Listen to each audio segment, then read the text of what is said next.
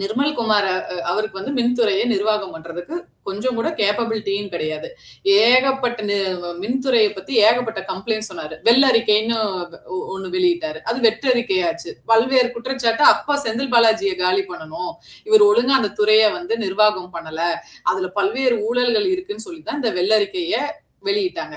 அது heart டிஸ்க காணோம்னாங்க. Hard disk கிடைச்சிருச்சு. அப்புறமும் எந்த குற்றமும் செந்தில் பாலாஜி அவர்கள் மேல அவர்னால நிரூபிக்கப்பட முடியல. இவர் திரும்ப இன்டர்ன் 1.5 மணி நேரம் பிரஸ் கொடுத்து, இன்ஃபேக்ட் அந்த பிரஸ் ரிலீஸ் வந்து இவங்களுக்கு பேக் ஃபயர் ஆயிருச்சு. இவங்க வந்து எதுவும் சொல்லாம இருந்திருந்தாங்க கூட பரவாயில்ல. ஏன்னா ஃபியூஸ் கட்டைய திமுக காரன் எடுத்துட்டு போறான்ற மாதிரி ரொம்ப ஒரு ரீசனை கூட சொல்லிட்டு இருந்தாங்க. இவர் இன்டர்ன் ஒரு பிரஸ் மீட்டை போட்டு எப்படி வந்து 55,000 கோடி கடன் இருந்துச்சு, அது எடப்பாடி அவர்கள் வந்து ஜெயலலிதா காலத்துல எடப்பாடி அவர்கள் 58,000 ஆக்குனாரு, திராவிட மாடல் அரசுல நாங்க எப்படி வந்து 9,330 கோடியா கம்மி பண்ணியிருக்கோம், மின்னகத்தை அமைச்சோம், திராவிட மாடல் அரசு எங்க வந்து ஒரு எலக்ட்ரிசிட்டி ப்ராப்ளம், அதாவது அந்த மின்னகத்துல ஒரு ஸ்பெஷாலிட்டி, அந்த ஆப்ல வந்து ஒரு ஸ்பெஷாலிட்டி என்னன்னா, எங்க அதிகமா கம்ப்ளைண்ட் இருக்கோ அதுக்கு டைரக்டா முதலமைச்சர் ஸ்டாலின் அவர்களும் திரு செந்தில் பாலாஜி அமைச்சரா இருந்ததுனால அவர் டைரக்டா கூப்பிட்டு ஏன் இந்த இடத்துல இவ்வளவு கேசஸ் வருது.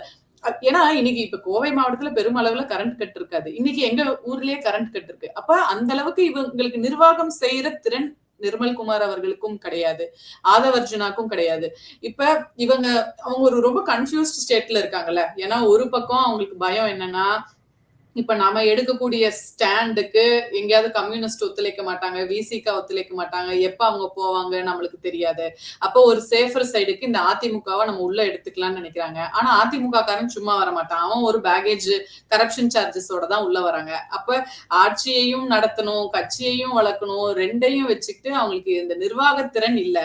ஆனா திரும்ப திரும்ப இத வந்து ஏதோ திமுக அது ஏன் அந்த ஒரு பர்சனல் அவ்வளவு வன்மம்னு தெரியல. அது அந்த கரூர்ல குறிப்பிட்டு, ஏன்னா அது ஒரு பர்சனல் ஃபெயிலியர். முதல்ல கரூர்ல அவங்க என்ன சொல்லி திமுக தோற்கடிச்சாங்க, 10 ரூபா பாலாஜின்னு சொல்லி தானே தோற்கடிச்சாங்க. அந்த 10 ரூபாயை முதல்ல இவங்க எடுத்துட்டாங்களா?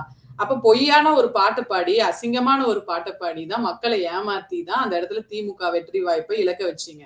இப்ப திரும்ப தொடர்ந்து ஏன் உங்களுக்கு செந்தில் பாலாஜி மேலையும் ஸ்டாலின் அவர்கள் மேலையும் ஏன் தொடர்ந்து உங்களுக்கு இவ்வளவு வன்மம் எதுக்கு?